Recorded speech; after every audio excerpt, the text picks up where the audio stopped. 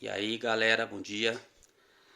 Bem, agora nós vamos falar sobre um caso específico de matrizes, dando continuidade no estudo de matrizes, que é a multiplicação com matrizes. Vamos especificar dois tipos. O primeiro deles, multiplicando uma matriz por outra matriz. E um segundo caso, multiplicando uma matriz por um número real. Ok?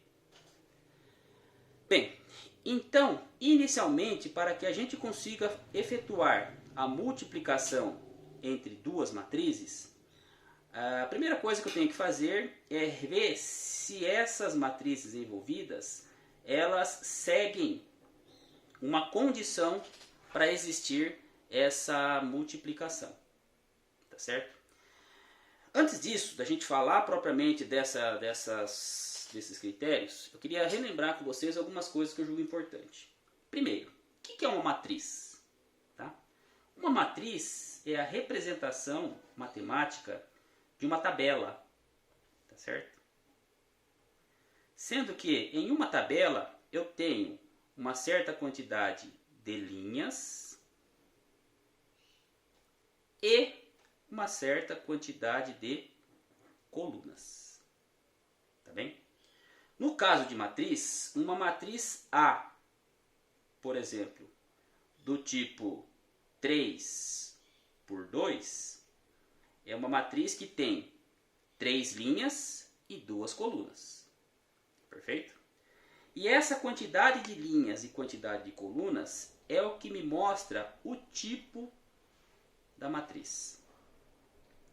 Então, por exemplo, uma matriz que tenha 2 linhas e 2 colunas é uma matriz do tipo 2 por 2. Uma matriz que tenha 3 linhas e 8 colunas é uma matriz do tipo 3 por 8. E assim sucessivamente. Perfeito? No caso específico, quando a quantidade de linhas for igual à quantidade de colunas, eu falo que essa matriz ela é uma matriz quadrada. Ok? Nesse caso específico desse exemplo que eu passei aqui, essa aqui é uma matriz quadrada de ordem 2. Uma matriz quadrada de ordem 2 tem 2 linhas e 2 colunas. Uma matriz quadrada de ordem 4 tem 4 linhas e 4 colunas. E assim sucessivamente. Okay? Voltando aqui para a multiplicação de matrizes, suponhamos o seguinte, que eu tenho uma matriz A do tipo 3 por 2 e preciso multiplicar essa matriz A por uma outra matriz B do tipo 4 por 5. Então, antes de sair pensando em resolver essa matriz, vamos ver se ela obedece ou se elas obedecem esta condição de existência. E a condição de existência para a multiplicação de matrizes é que a quantidade de colunas da primeira matriz seja igual à quantidade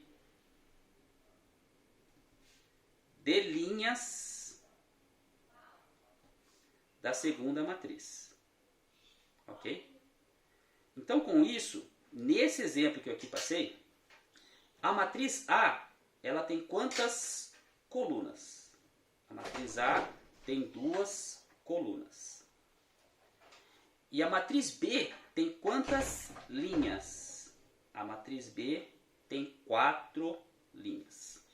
Então, para esse exemplo específico aqui, onde a primeira matriz tem 2 linhas, tem 2 colunas, e a matriz B tem 4 linhas, isso me garante que essa multiplicação não possível. Perfeito? Com isso, vamos então fazer um exemplo.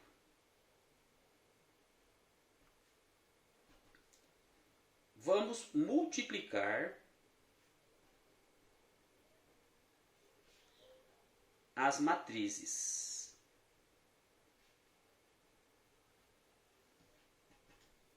A de elementos 1, 2, 0, 4, 1 e 8 pela matriz B, que tem os elementos 2, 1, 3 e 4. Bom, primeiramente vamos ver se é possível da gente resolver essa multiplicação. Bom, essa matriz A, qual é o tipo dela? Ela tem 1, 2, 3 linhas e 1, 2 colunas. A matriz B, ela é do tipo 1, 2 linhas. Pus esse igual aqui, mas esse igual não é aqui. Então ela tem 2 linhas e 1, 2 colunas. Então a matriz A, ela é do tipo 3 por 2 e a matriz B é do tipo 2 por 2. A condição de existência é que a quantidade de colunas da primeira matriz seja igual à quantidade de linhas da segunda matriz. Então, se esses números aqui forem iguais, isso me garante que eu consigo encontrar a matriz que eu vou chamar de C, que vai ser a resposta. Nesse caso, são iguais, portanto, é possível. Bom, agora, uma matriz A do tipo 3 por 2 por uma matriz B do tipo 2 por 2 vai ser igual a uma matriz C, que agora eu preciso saber qual é o tipo dessa matriz, quantas linhas ela vai ter e quantas colunas ela vai ter, certo? Bom, o tipo da matriz resposta vai ser a quantidade de linhas da primeira matriz e a quantidade de colunas da segunda matriz. Então, a multiplicação dessa matriz A do tipo 3 por 2 pela matriz B do tipo 2 por 2 vai ser possível, porque a quantidade de colunas da primeira matriz é igual à quantidade de linhas da segunda matriz. E a matriz resposta vai ter a quantidade de linhas da primeira matriz e a quantidade de colunas da segunda matriz. Tá certo?